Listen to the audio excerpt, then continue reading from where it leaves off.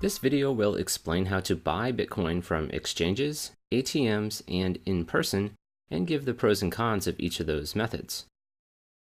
Of course, once you buy Bitcoin, you need a place to securely store it. I'll also demonstrate using a web wallet, hardware wallet, and finally a paper wallet for cold storage. In general, different wallets provide a trade-off between convenience and security. Just like you wouldn't carry your life savings in your pocket, it's a good idea to keep a small amount in a convenient wallet and larger sums in more secure storage. This demo is an excerpt from a larger 3.5-hour course on Bitcoin and blockchain projects like Ethereum, which is linked below. While it is a paywalled site, you can watch 95% of it for free with Pluralsight's free trial. The easiest way to get Bitcoin is to buy some at an exchange. I'll demonstrate this on Coinbase.com, an exchange where US and European customers can fund accounts via wire transfer or even credit cards.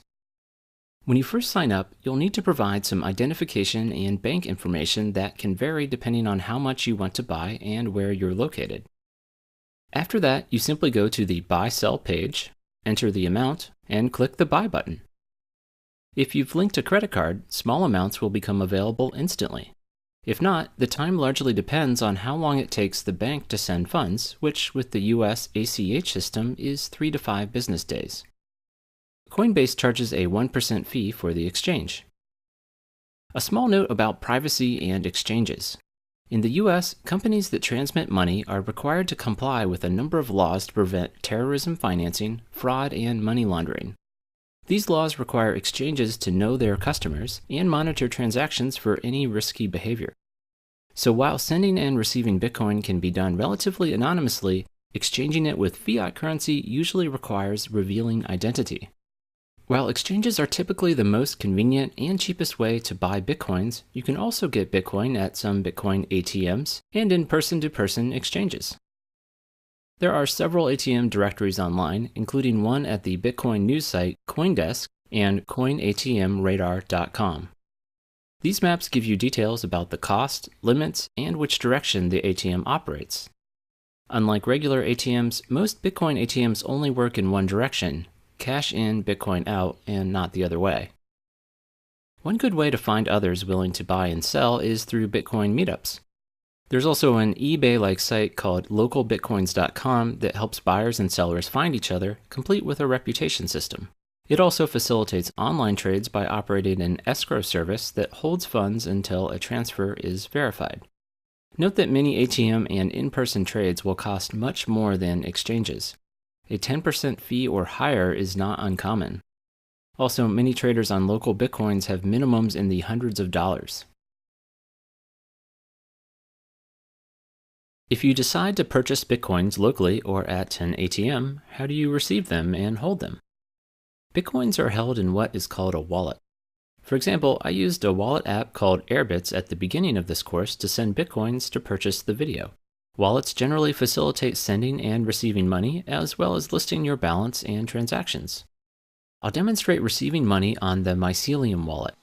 You simply tap the Receive button and are presented with a QR code. You can show this to another person that has a phone-based wallet to scan or at an ATM to scan. You can also copy and paste the Bitcoin address shown here and send that in an email. The QR codes from this wallet also allow you to include a request amount. When the code is scanned, the other wallet will auto-fill in the amount.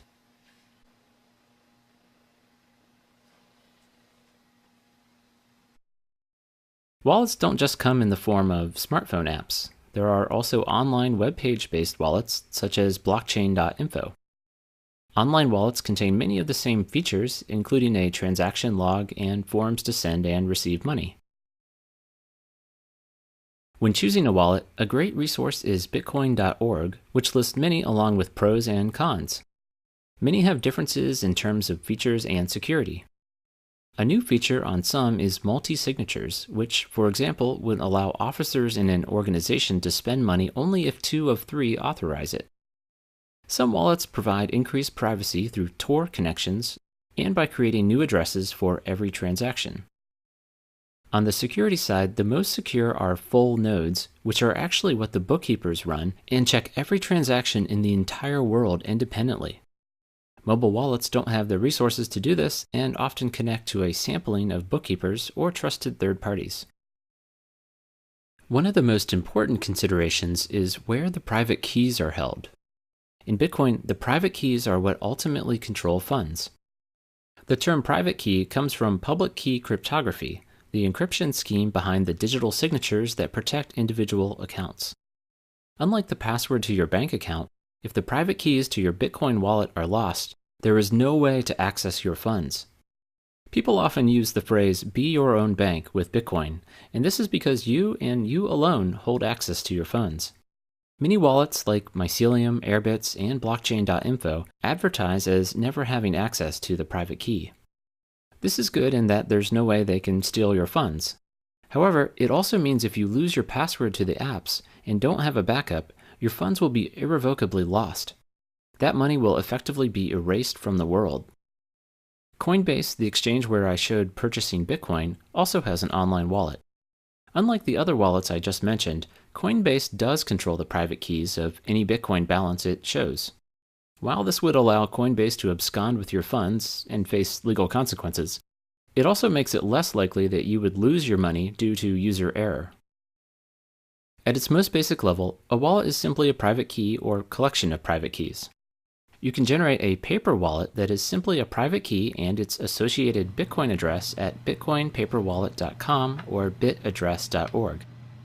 I move my mouse around to generate a random number, and then client-side code generates a Bitcoin address and corresponding private key.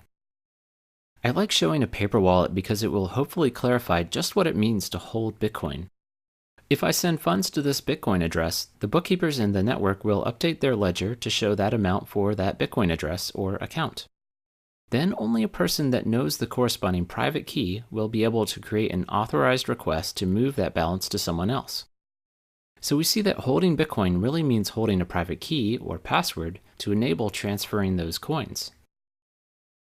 For storing large amounts of Bitcoin, it's recommended that you use cold storage, which means sending Bitcoin to an address that never touched the internet. The paper wallet site I just showed recommends you download the site's HTML code, transfer it to a computer not on the internet, and then generate the address there to avoid any risk of the private key being stolen. There are also hardware-based wallets like Ledger and Trezor that help to shield private keys from the internet. These wallets sign transactions internally without ever exposing a private key to the internet. I'll demonstrate Trezor briefly. I'm using it with a desktop software wallet called Electrum. I first create a transaction in Electrum by entering a receiving address and amount.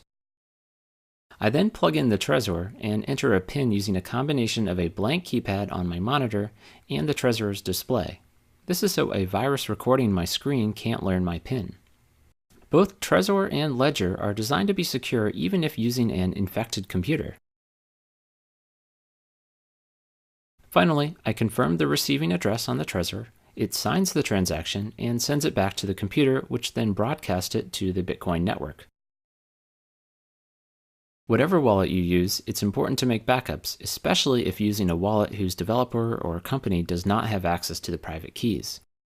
A backup can take the form of a file that's encrypted with a password, or in the case of Mycelium, a list of 12 to 24 random words. The wallet app can reconstruct the private keys and addresses just from these words. If you memorize these words, you now have what's called a brain wallet. It's a somewhat astonishing idea. Millions of dollars could be held in a memory and nowhere else.